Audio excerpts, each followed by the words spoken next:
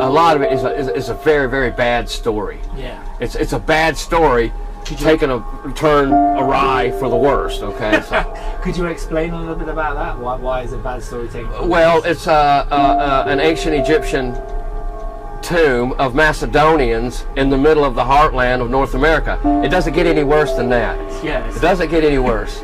I can't think of anything. You know, if the people looking for Alexander's tomb had tablets with Alexander, Mariamun Setepen Ra written in Egyptian glyph on them, they would just be dancing in the streets. Yeah.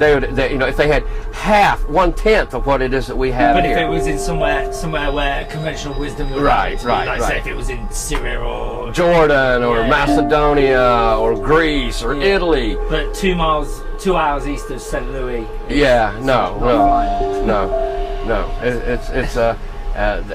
That's not the right place. Yeah. That's not the right place because they haven't seen enough of the real artifacts to understand that you know what has happened.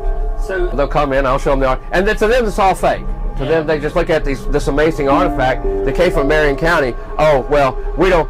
I had one professor tell me, well, we don't have anything in our records that show anything in that area. So your artifacts must be fake. is there any way of like radiocarbon dating them or anything? Oh yeah, there's all kinds of forensic tests that I've had over a couple of dozen of them go through forensic labs out of Santa Fe with people who deal with artifacts and archaeologists from all over the world, not just the ignorant people in the state of Illinois, but they are they work with museums all over the world in different countries, China, Russia, Tibet. And what did they come back? Oh, they come back at plus 1,800 years before present, plus 1,600 years before present. No modern tool markings, no high RPM markings at all. So yeah, RPM means like machine tools. Yeah, or somebody twisting something. That they all are carved in the ancient manner.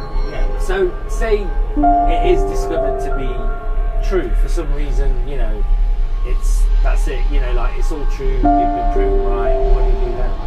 I would probably hit the lecture circuit, spend some more time with deciphering and cataloging artifacts, getting more explanations and solving more riddles that we've encountered with the artifacts, and moving on, cutting more really off the wall and strange videos that I enjoy doing, that discoveries I make with my researches and reading. Okay, so writing more books. Yeah.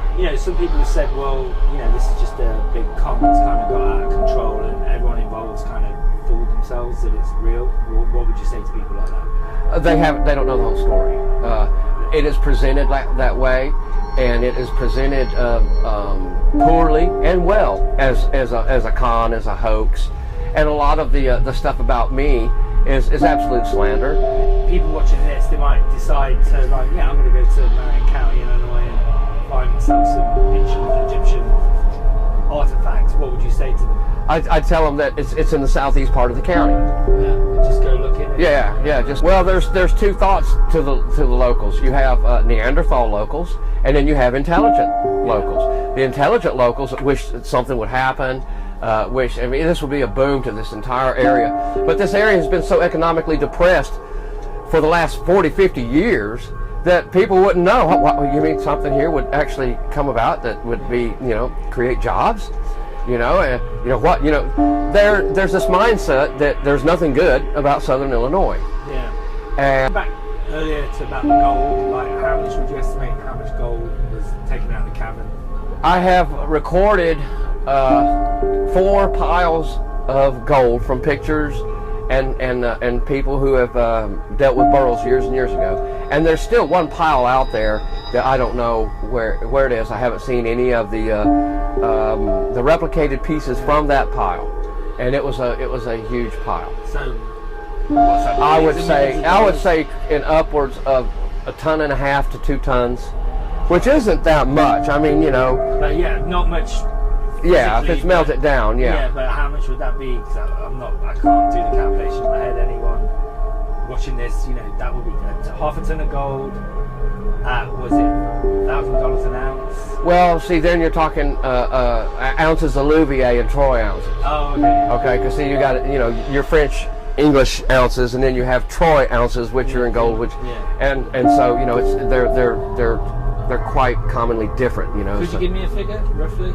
I wouldn't say. Well, if it was 77,300,000 back in 1987, I would say when the price of gold was $320 an ounce or $360 an ounce, you could just exponentially add that up to, you know, four times that amount, maybe. Yeah. 4 times, which is what, $30 million. But that's just in actual gold weight. And then intrinsic value, billions. Billions. These artifacts I have here, okay, are intrinsically worth millions of dollars. Yeah. You know, and because they're proof of you know, pre-Columbian contact. Yeah, and European contact, Egyptian contact. Yeah, it's a Mediterranean contact. We kind of try to stay away from the labeling of this and that and this. Yeah. Mediterranean covers everybody. Like, so yeah, Mediterranean civilization contact with North America. What is the land where that has the ancient Ptolemaic Sema buried on it, with Queen of Queens Cleopatra and Alexandros, you know, Alexander the Great. You know, well, what's it worth? What's it worth? It's probably worth more than the property that the big tower in Dubai sits on. Yeah.